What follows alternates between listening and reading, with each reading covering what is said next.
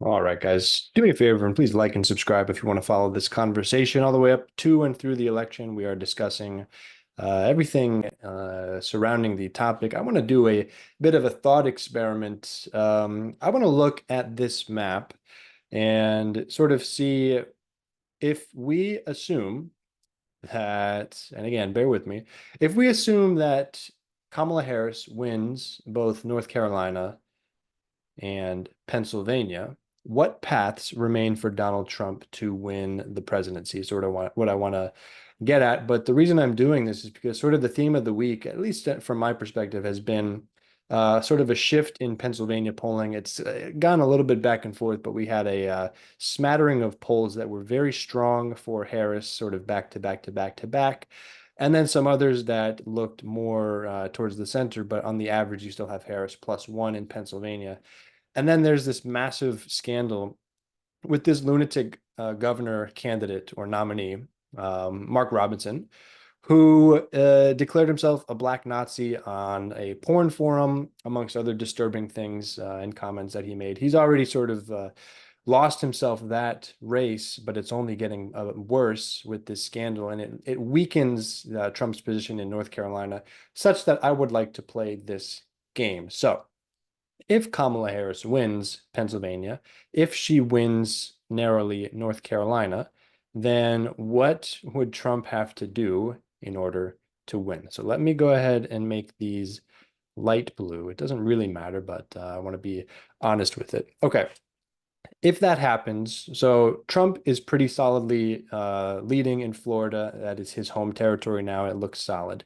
Georgia is very, very close. It has been leaning in the Democrats' direction in recent elections, but it is by no means out of the question for Trump to come back and win. So we can potentially say that Trump can win there. Then there's Arizona and Nevada. Arizona, if we give it to Trump, and then let's say Nevada has a similar leaning, we can also do that.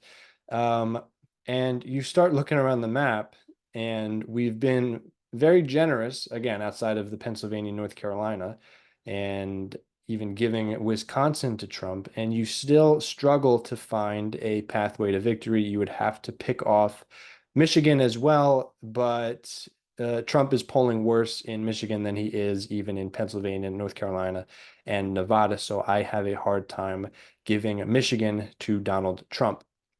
You start looking around and looking at the map, and it is really a deal breaker, a finisher for Trump. If he does not win those two states, he is going to have to marshal all of his resources in order to come and take those states. And again, it is very possible. But then you're also, getting into the understanding that by no means is he a favorite to win in Nevada. By no means is he overwhelmingly likely to win Arizona. By no means is Wisconsin guaranteed. Michigan, Pennsylvania, Virginia, and North Carolina. In all of these states, right, save for again North Carolina and Georgia being so more solidly red historically, although the map is shifting, it's very difficult for Trump to find a pathway forward, just given the current moment. Again, post debate, Mark Robinson scandal, sort of Trump's spinning out of control and going with the they're eating the dogs and cats conspiracy theory.